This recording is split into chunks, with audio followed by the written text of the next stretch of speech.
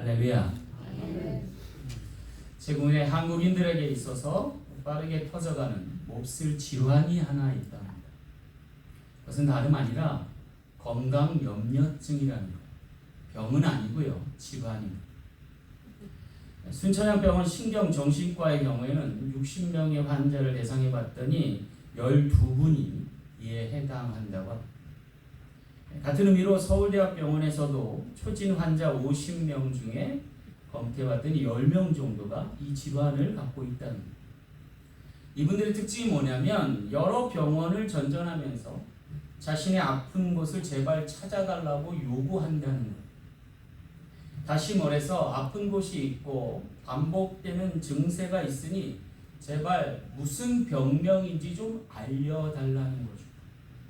그래서 의사들이요, 환자들의 말을 믿고 엑스레이도 찍어보고 좀 심하다 싶으면 조직 검사를 하는데도 뚜렷하 할 질병의 유무를 찾아보기 어렵더라는 거죠. 그러자 병원 측이 자신의 말을 안 믿는다고 호소하면서 스스로 증명해내려고 이 병원 저 병원을 찾아다니는 증세를 보인다는 거죠.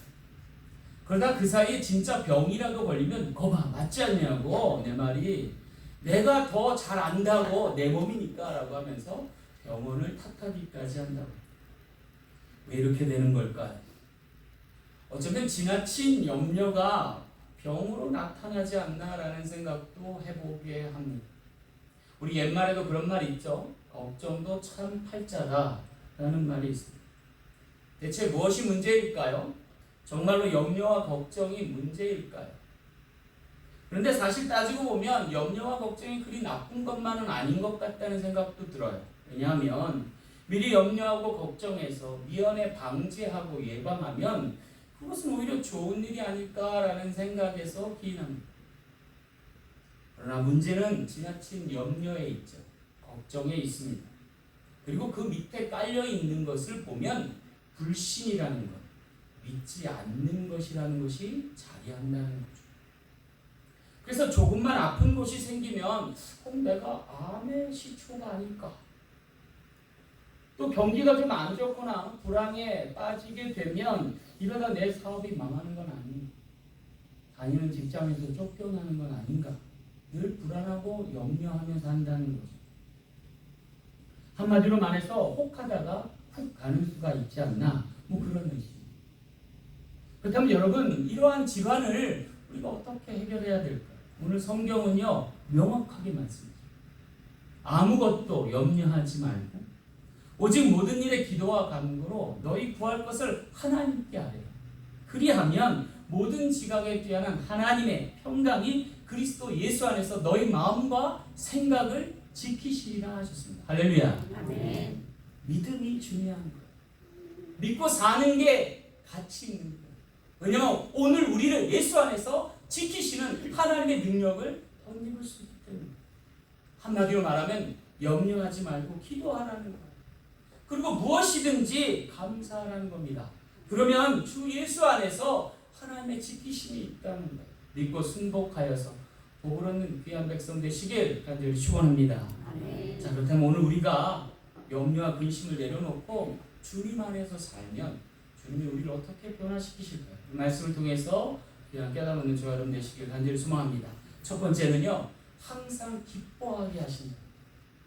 오늘 4절 말씀 함께 볼까요? 주 안에서 항상 기뻐하라. 내가 다시 말하노니 기뻐하라. 여기 사도 바울은요, 믿는 빌립보 백성들에게 반복해서 기뻐할 것을 강조하고 있습니다. 아니, 명령까지 한다는 기뻐하라 라고 단언한다는. 근데 여러분, 사실 기뻐한다는 게요, 누가 강조하고 강요하고 명령해서 될 일입니까? 그러면 다 기뻐하게 해요. 근데 여기서 주의할 것은요, 성경에서 말하는 기쁨은 내 기분에 의해서 좌우될 성질의 것이 아니라는 거예요. 내 감정에 치우쳐서 기뻐할 일이 아니라는 거예요. 성경에서 말씀하시는 기쁨은 좀 더 의지적 차원이에요. 어쩌면 결단해야 할지 모를 일이라는 거예요. 왜 그럴까? 그렇게 해야만 빼앗기지 아니할 기쁨이 되기 때문에 어쩌면 한 차원 높은 기쁨을 하나님이 원하실지 모른다. 그럼 차원 높은 기쁨이 뭘까요? 옛날에 제 어렸을 때 아주 웃기는 코미디언이 한 분 계셨어요. 누구냐면 고 이주일 씨예요. 여러분 이주일 씨 보신 적 있나요? 그분 얼굴만 봐도 웃기잖아요. 그렇죠? 와, 어떻게 저렇게 생길 수 있을까 할 정도. 근데 이분이요, 코미디에 관한 어떤 철학이 있어요. 그냥 웃기고 웃음을 파는 분이 아니었다는 거예요. 그 단적인 예가 뭐냐면 자기의 사랑하는 아들이 사고로 그만 죽게 됐어요. 근데 보통 여느 사람 같으면 그 가운데 다른 사람을 웃긴다는 건 설정 자체가 안 되잖아요. 근데 얼마 지나지 않아서 다시금 무대에 서서 사람들에게 웃음을 주더라고요. 어쩌면 그의 입장에서 보면 조금 더 웃을 수도 웃길 수도 없는 상황이에요. 사랑하는 아들이 사고로 인하여 죽었기 때문이죠. 그럼에도 불구하고 그는 더 열심히 웃음을 선사하더라는 거죠. 어쩌면 그는 코미디가 단순히 웃기는 차원이 아니라 진정한 희극이 되어야 한다는 철학을 가졌던 것 같아요. 그래서 오히려 자신의 삶의 애환을 그리고 염려와 걱정을 뒤로 하고 많은 사람들에게 좀 더 강렬한 웃음을 선사하고자 했는지 모르겠습니다. 더 깊이 있는 웃음과 함께 더 높은 가치의 기쁨을 많은 사람들과 공유하려 했다라고 하는 것이죠. 사랑하는 성도 여러분, 오늘 성경 말씀도 거듭 강조하여 우리에게 기뻐하라고 명령까지 합니다. 왜 그래요? 그래야만 우리가 항상 기뻐할 수 있는 사람이 되기 때문이다. 어쩌면 보통의 사람 이주일 씨는 불가능하겠지만 코미디언 이주일 씨로 가능했던 일들이 오늘 우리에게도 주님은 일어나길 원하신다. 보통의 나 아무개는 할 수 없지만 내게 능력 주시는 자 안에서 모든 것을 할 수 있는 사람으로 변모되는 어떠한 상황 가운데서도 웃어 넘길 수 있고 어떠한 슬픔과 비탄 가운데서도 기쁨을 잃지 않는 사람으로 만들어가는 과정이라는 거예요. 그러기 위해서 두 가지 전제가 필요해요. 그것은 바로 주님 안에서 항상이에요. 예외 없습니다. 왜 성경은 주님 안에서 기뻐하라고 할까요? 왜냐하면 그러할 때 항상 기뻐할 수 있기 때문입니다. 사실 빌립보 교회에 편지한 이 서신들을 읽어보면요, 약간 역설적이고 이중적이라는 생각이 들어요. 왜냐하면 이 빌립보 교회에 처한 환경 때문이에요. 지금 사도 바울이 빌립보 교회에 복음을 전합니다. 빌립보라는 것이 큰 성이 아니에요. 그리고 빌립보 교회가 그리 큰 교회는 아니었습니다. 그럼에도 불구하고 사도 바울이 가장 아끼고 사랑했던 교회였어요. 왜냐하면요, 이 교회가 남다른 교회이기 때문에. 왜냐하면 이 교회에 이르기까지 과정을 보면요, 자신을 이끌어줬던 바나바 사도와 그가 마가로 인하여 결별했어요. 그리고 바나바 사도는 아시아, 지금의 터키 지방으로 복음을 전하게 됐고, 사도 바울은 그와 함께할 수 없어서 어쩔 수 없이 마게도니아 지방, 지금의 말하는 그리스로 옮겨가서 복음 전하게 된 거예요. 사실 따지고 보면 등 떠밀리는 거죠. 그래서 당시에 주된 선교 사역의 중심지라 할 수 있는 터키 지방을 떠나서 그리고 자기가 나고 자란 곳을 벗어나서 생판 모르는 곳에 가서 복음 전하게 됐다. 그래서 에게해를 건너고 그리스도 마게도니아 첫 성인 빌립보에 가서 복음을 전했는데 기쁘게 전할 리 없잖아요. 어쩌면 억지로 전했는지 모르겠어요. 할 수 없어서 그래서 전할 수도 있었는지 모르겠어요. 그런데 놀랍게도 그 빌립보 교회에서 환대를 받은 거예요. 그래서 거기에 개척한 교회가 나중에 구라파의 첫 교회가 되고 놀라운 복음사역의 시초가 되는 것을 그가 경험했던 거죠. 그래서 사도 바울은 빌립보 교회에다가 힘든 상황 가운데서 기뻐하라고 얘기합니다. 왜냐하면 이것이 복음의 진보가 될 수 있어다. 심지어 그는요, 지금 옥에 갇혀 있어요. 감옥에서 서신을 보내는 거예요. 그런데 서신을 받는 빌립보 교인들에게 오히려 기뻐하라. 내가 다시 말하노니 기뻐하라 라고 말하고 있는 거예요. 사랑하는 성도 여러분, 왜 그래요? 자기 중심적으로 보면 힘들고 어려워서 편지 쓸 노력조차 없어요. 내 처지와 형편이 너무 안쓰러워서 슬퍼와 비탄 가운데 처할 수밖에 없어요. 그럼에도 불구하고 자신이 매이고 갇힌 것이 도리어 복음의 진보가 되는 것을 보고 나서 주님 입장으로 바뀌었어요. 이 또한 기뻐할 일이다. 여러분 빌립보서 1장 12절에 뭐라고 그래요? 형제들아 내가 당한 일이 도리어 복음 전파의 진전이 된 줄로 믿고 감사하면서 기뻐하라고 얘기합니다. 사실 그가 당한 일은 감옥에 갇힌 일이에요. 그런데 기뻐할 일은 그로 말미암아 복음의 진보가 나타났다는 거죠. 여러분 오늘 우리가 진정 기뻐해야 할 것은 주님이 오늘 우리에게 행하시고자 하는 일이에요. 그리고 주님이 바라보시는 나의 나됨이에요. 그것이 오늘 우리에게 기쁨이 된다. 모든 것이 합력하여 선을 이루시는 주님으로 말미암아 가능한 일임을 역설하고 있는 거죠. 그래서 빌립보서 1장 18절 말씀에 그가 뭐라고 얘기하냐면요. 그러면 무엇이냐 거칠애로나 하나 참으로 하나 무슨 방도라 하든지 전파되는 것은 그리스도니 이로써 나는 기뻐하고 또한 기뻐하리라. 여러분 구라파 교회를 열어가고 복음의 큰 진보를 이루는 사도 바울이 감옥에 불렸다는 소식을 듣고 좋아하는 사람들이 있었어요.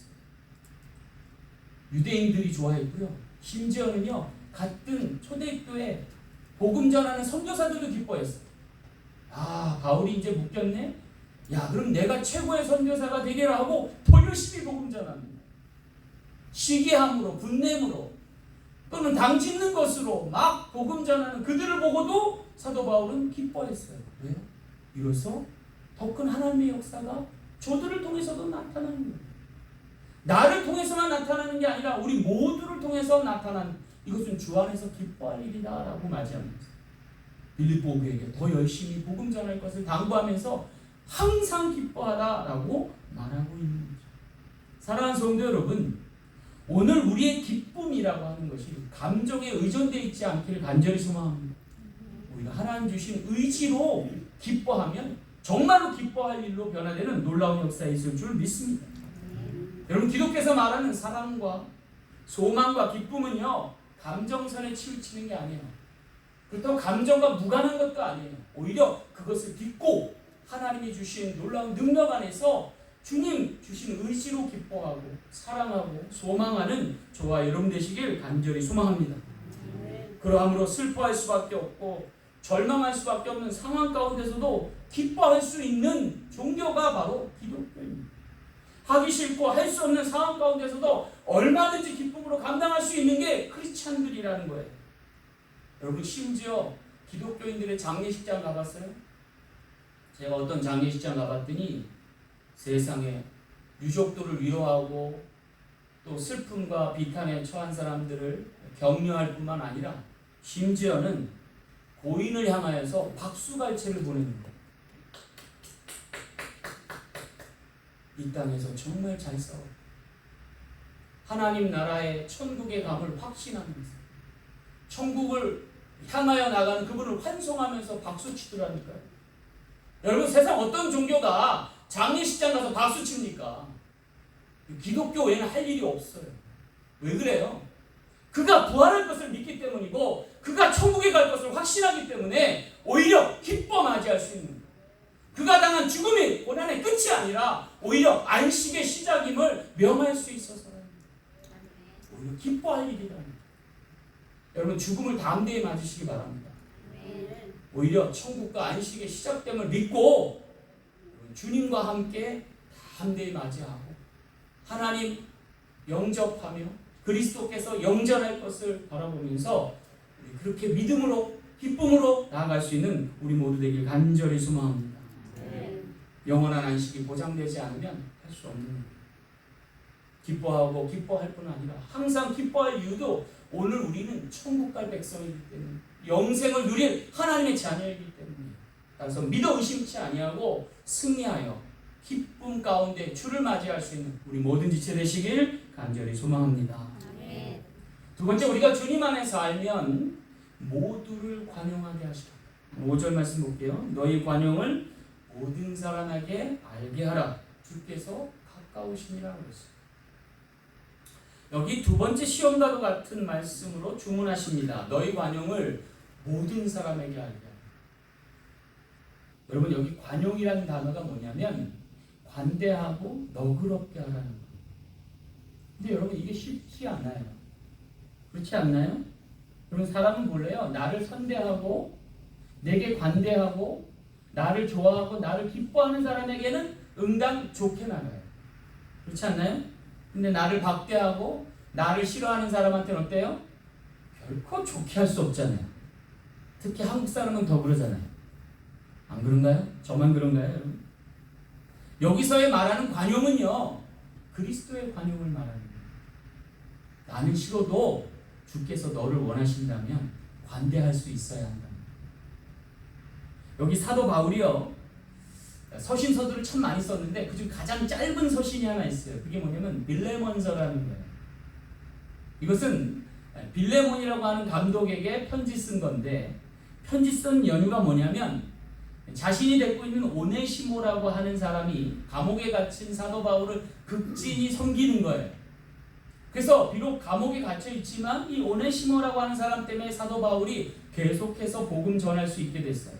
근데 문제는요, 이 오네시모의 과거가 그리 썩 좋지 않았다는 거예요. 어쩌다 보니까 자신과 아주 친분 있게 지냈던 빌레몬이라고 하는 감독에 보니까 옛날에 빌레몬이 주인이었을 때 그 집 종이었다는 거예요, 오네시모. 근데 무슨 일 때문인지 주인을 배반하고 그리고 도망해서 로마로 왔고 감옥에 갇혀있는 사도 바울과 안면을 알게 됐다는 거예요. 지금은 사도 바울에게 너무 소중한 종인데 오네시모인 이 종이 빌레몬에게는 아주 고약한 못된 종이었다.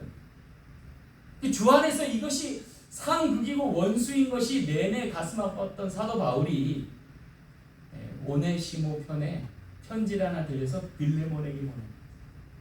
빌레몬에게 관용하라는, 관대하게 용서해달라.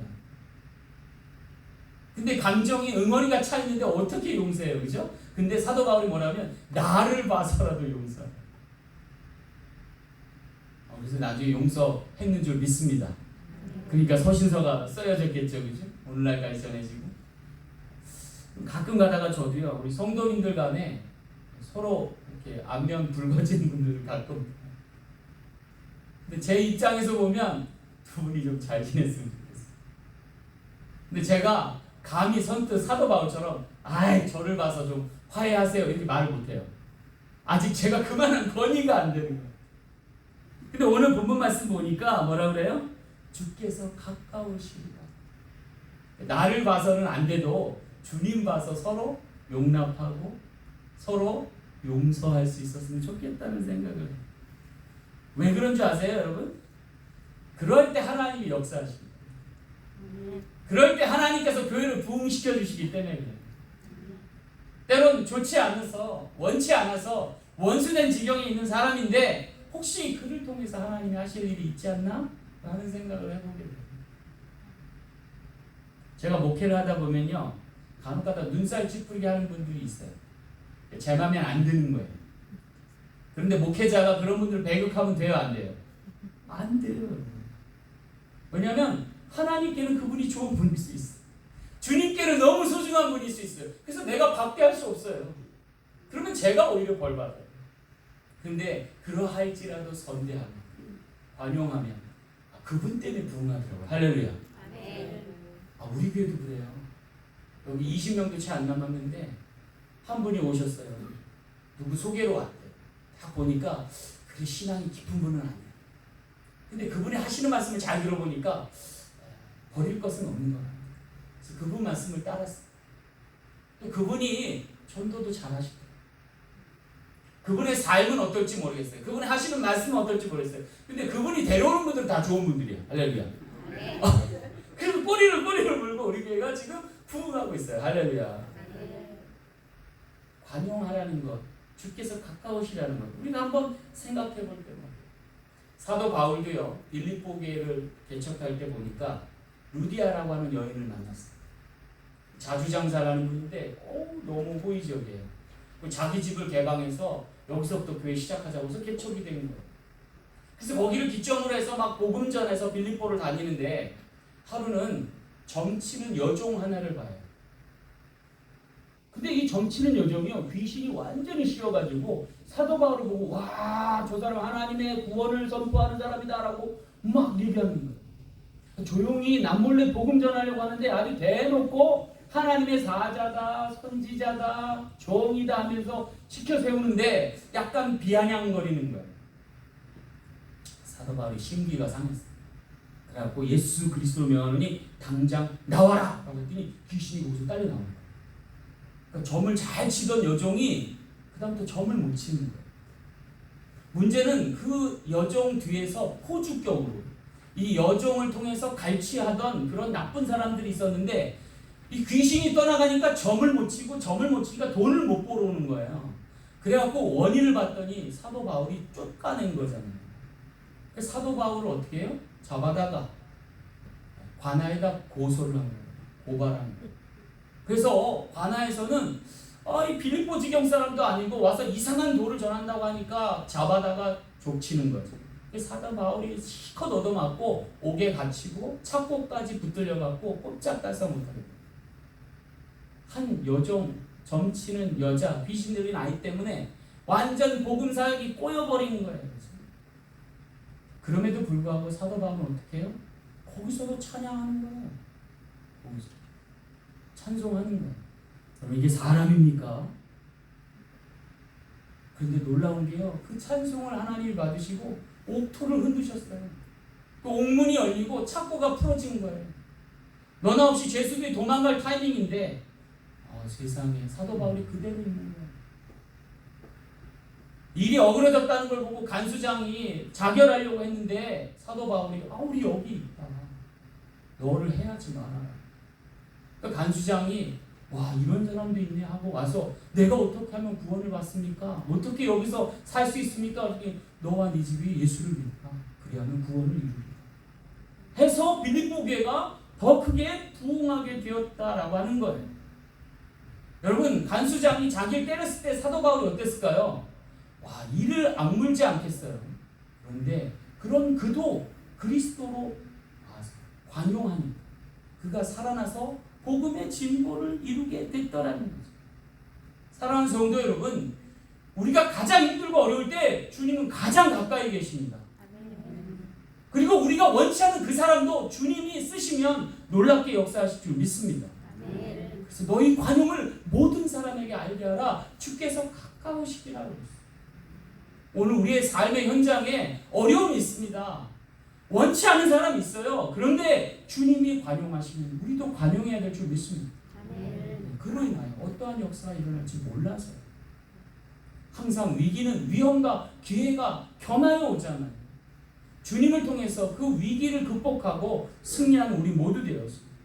그리스도와 함께 놀라운 역사의 간증이 되고 귀중한 증인이 되는 저와 여러분 되시길 간절히 소망합니다. 마지막 세 번째, 우리가 주님 안에 살면 아무 염려 없게 하십니다. 6절 말씀 볼게요. 아무것도 염려하지 말고. 여기 끝으로 아무것도 염려하지 말라고 주문하십니다. 여러분 염려하지 않고 살 수 있어요? 우리 와이프는 맨날 염려해요. 맨날 근심하고 걱정해요. 근데 가장 큰 염려가 뭐냐면 아무 염려 안 하는 제가 제일 걱정스럽다. 여러분, 왜 염려하지 말라고 하셨을까요? 여러분, 염려하지 말라는 것은요, 염려하면 근심하게 돼요. 그렇죠? 그리고 근심하게 되면 의심하게 돼요. 그리고 의심하게 되면 불신하게 돼요. 그리고 불신하게 되면 주님을 떠나가게 돼요. 그래서 성경 말씀에서는요, 아예 염려 자체를 하지 말라고 하는 거예요. 그리고 아무것도 염려하지 말 것을 당부하고 있는 거예요. 왜냐하면 염려로 인하여 근심을 인하여 불신을 통해서 감사를 잃어버리게 돼요. 그리고 그 감사를 잃어버리면 모든 것이 은혜였다가 아무것도 아니게 됩니다. 그러면 오늘 우리의 인생은 정말 염려한 인생이 됩니다. 여러분, 캐나다의 베스트셀러 작가인 자른스키라는 분이 느리게 사는 즐거움이라는 책을 썼어요. 이 책 제목이 뭐냐면 Don't hurry, be happy예요. Don't worry가 아니라 Don't hurry예요. 서두르지 말라는. 근데 이분이 그 책에다 뭐라고 써놨냐면, 우리가 걱정거리가 많은데 그 걱정거리에서 진짜 걱정할 거는 별로 없다는 거예요. 이분이 그걸 퍼센티지로 매겨놨는데, 절대 일어나지 않을 사건을 두고 염려하는 비율이 40%래요. 그리고 이미 일어나서 지나간 사건 된 게 30%래요. 그리고 사소한 것들, 소소한 것들이 26%래요.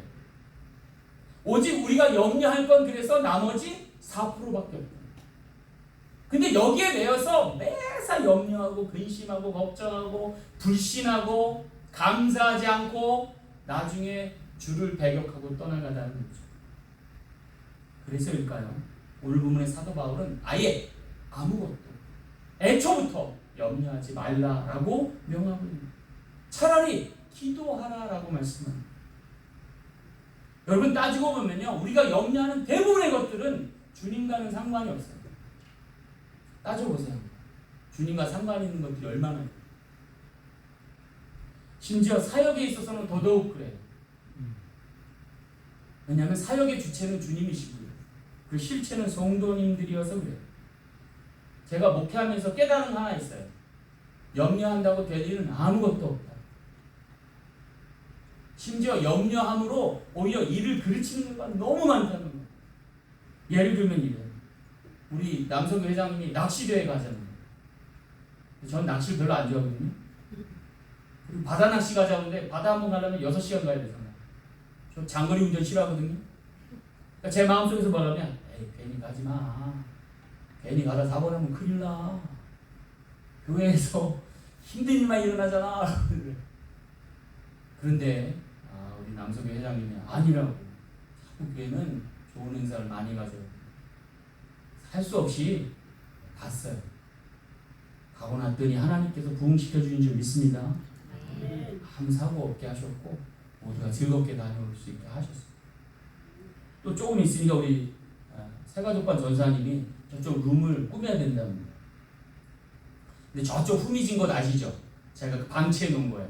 거기다 모든 안 좋은 것들은 다 거기다 갖다 놓고, 그리고 그 너머에 가면 화장실 하나 있는데 구석지고 있고, 그리고 거기에 좀 있어서 별로 냄새도 나고 해서 사용 안 하려고 아예 그냥 닫아놨어요. 근데 전사님 모시고 거기를 좀 꾸며야겠다는 거예요. 또 제가 염려가 있고 근심이 있으니까, 뭐하러 해? 제 정도 별로 없는데 거기 꾸미면 돈 들어가고 안 좋잖아요. 뭐 하려고 그러는 거야? 그런 생각이 드는 거예요. 근데 강력하게 얘기하시니까 그럼 해야죠. 뭐. 언제쯤 하려고 좀 밀어놨는데 또 우리 새신자 팀장님이 와가지고 주중부터 와가지고, 목사님 2시 반쯤에 제가 갈 거예요. 시간 좀 내주세요. 신방하다 말고 부랴부랴 왔더니 뭘 싸갖고 오셨어. 뭐 이걸 재고 저걸 재듯이 여기도 바꿔줘야 되고 저기도 바꿔줘야 되고 하는 대로 다 했죠. 그랬더니 여러분 이따 한번 가세요. 얼마나 예쁘고 멋있게 잘 꾸며놨는지.